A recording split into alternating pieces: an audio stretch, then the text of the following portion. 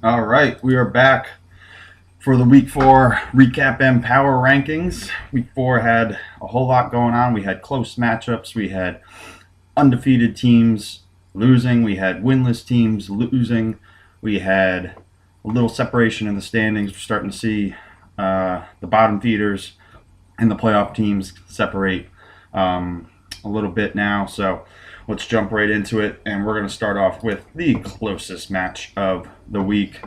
Roach and Gold. Roach was number 1 in the power rankings last week.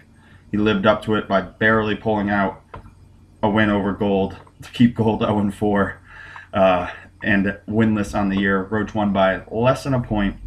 This one came down to Monday night with two beloved Patriots both shitting the bed epically in that horrendous loss. Gold had Brady going. Roach had Edelman. Usually that means the quarterback guy is going to win.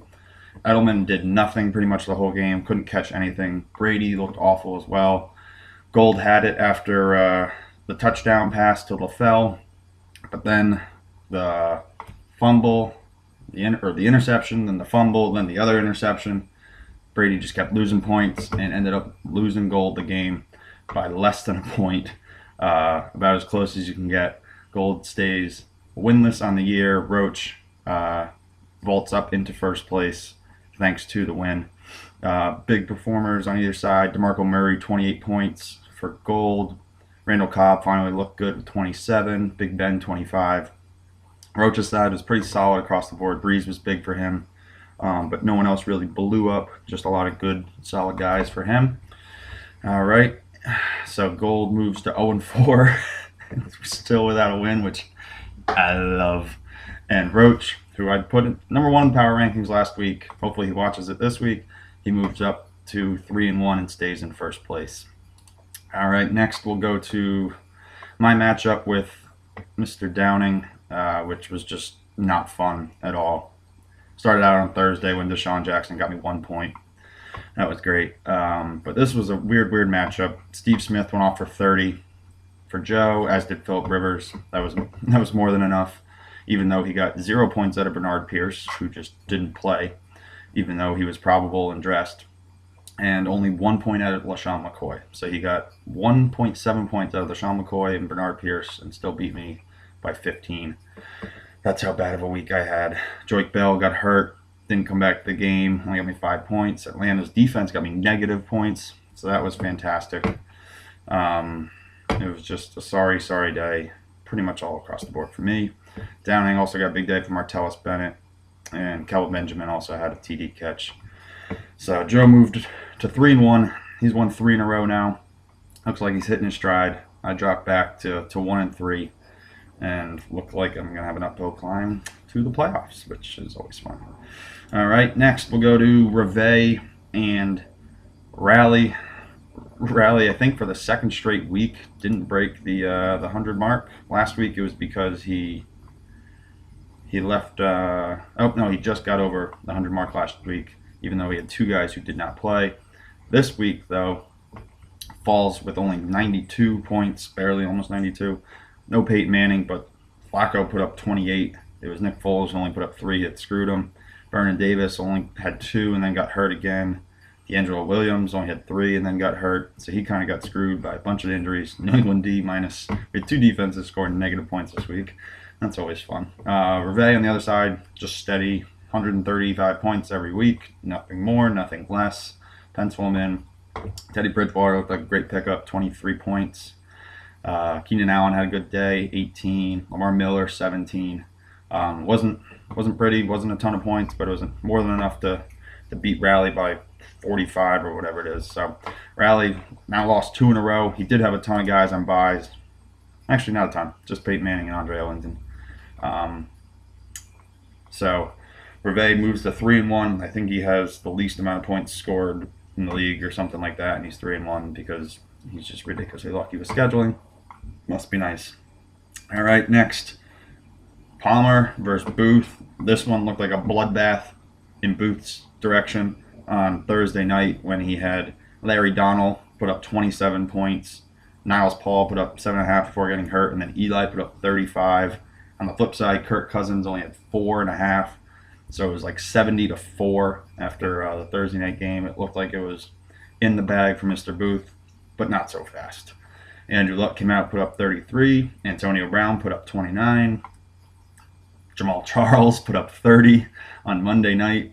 Gostowski only put up 2 on Monday night, and Gronk put up 10. So Palmer just cashed in on that Monday night game. Knowing him, he was probably giving fist pumps every time Charles scored because he roots harder for his fantasy team than the Pats. But that's just the kind of person he is.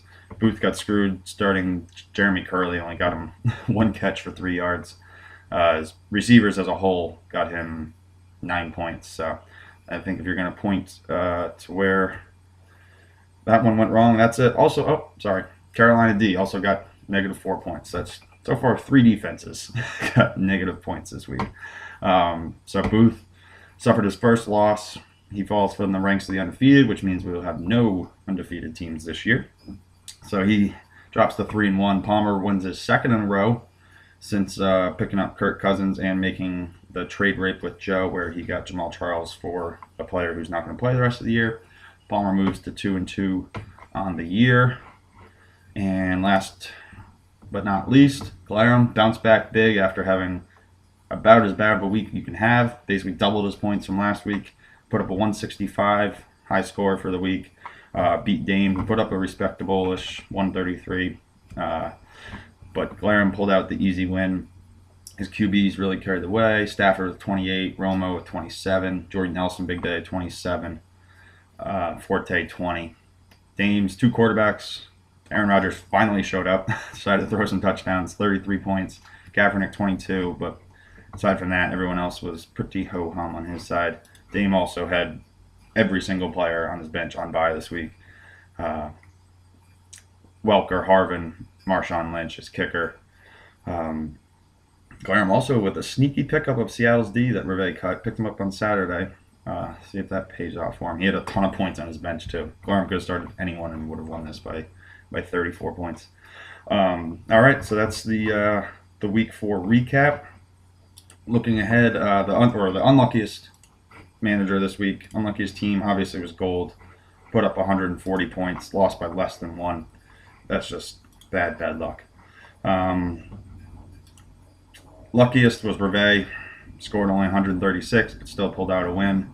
He would have lost every other matchup if he wasn't playing just Rally or myself. I take that back. He was the lowest to win, or lowest point total to have a win come out this week.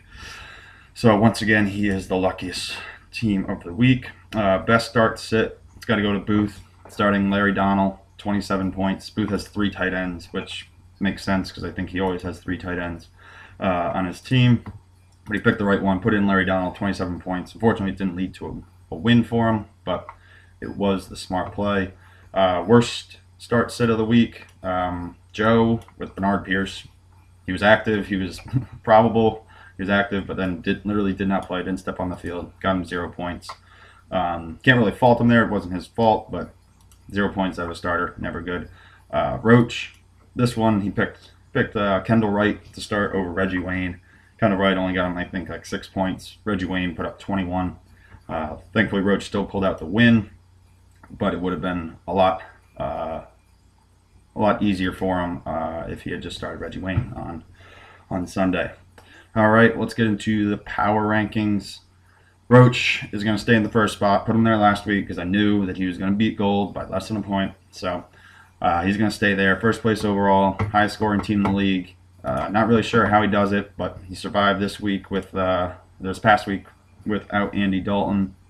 Plugged in Bortles, and it worked for him. Going forward, he's just got to make the right start-sit decisions, it looks like, for his wide receivers. And then once he gets Noshawn back, he should be looking good for the rest of the season. Second, we got Glarum. He scored like 80-something points 2 weeks ago. Came back this week, dropped 165 to get back into the winning ways. I believe he's second in the league in points right now. Yeah, he's 15 behind. I'm sorry. He's third in the league in points. But he's 3-1. He's been pretty solid aside from that one stinker last week. Every other time he's put up big points. So I got him at the number 2 spot. Number 3, Booth, suffered his first loss this week, but his team's just kind of steady as she goes. Ho-hum, 130, 140 points pretty much every week. If he can break out of that mold and put up some bigger numbers, he has a chance to rise in the rankings. But right now, I think Roach and Glarum are pretty locked in ahead of him. Number 4, we got Palmer. 1-2 in a row since picking up the Kirk Cousins, even though he did absolutely nothing for him this week. His team seems to be clicking. Jamal Charles back obviously is a major boost for him. So he is currently leading the league in points right now at 600, a smooth 35 ahead of Roach, who is in second in points. All right. 5th, we got Downing. Hate to say this.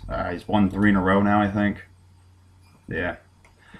He's only scored 516 points, which is not that good. But he's won 3 in a row, so I guess it's better to be lucky than good at fantasy, which I'm sure Joe knows. Speaking of lucky, Reve, I got him in at the number 6 spot. He has had by far the easiest schedule so far. He's only had 442 points scored against him, which is least in the league by a large amount. Gold, who has the most scored against him, is 600. Reve's had 160 less scored through 4 games, so having to score 40 less points a week to get a win, that usually helps. I got myself at number 7. Record-wise, not very good at 1-3, but finally I got the shitty 80-point week out of me. I think I'm going to start putting up some points here. Can't catch a break. I got a lot of guys who are questionable, keep getting hurt in games, only putting up a couple points before exiting. If I can get 1 week in the books where I have a guy who doesn't score less than 2 points, that should help. We got Rally in at number 8. My, how the mighty have fallen. He was undefeated. He's the defending champ. Well, he's had 2 straight losses. One where he failed to score 100. One where he just got over. Rally looks desperate. He needs his guys back. He needs Peyton Manning back. He needs Foles to put up more than 2 points. Let's see. He's only scored 480. Yeah, he's actually scored the least amount of points in the league. So that's why he's down there, and he's currently on a 2-game losing streak. All right, number 9, we got Gold. 0-4.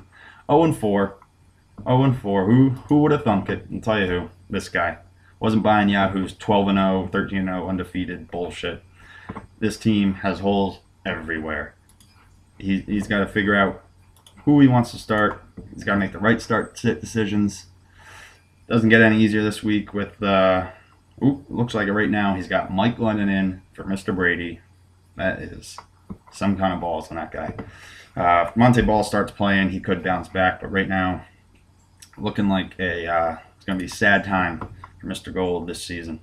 And last but not least, we got Dame in the 10 spot. He's had a mix of bad luck and just players who are just not very good. This week, his entire team was on bye, so getting them back should help. He's been competitive in most weeks. He just has been unlucky. So let's see if this week he can break into the win column and hopefully push Mr. Gold into the basement by himself. Matchups this week, it is rivalry week. We got myself against Rally. Self-explanatory. Gold against Reve. They always think they're the smartest guys in the room. We'll see who actually is the best at fantasy football this week. We got Downing versus Dame. Little family battle-ish kind of there. They're somewhat related, I'm sure, somewhere. We got Palmer versus Roach. Battle at Chi-Town. And last but not least, Glarum versus Booth.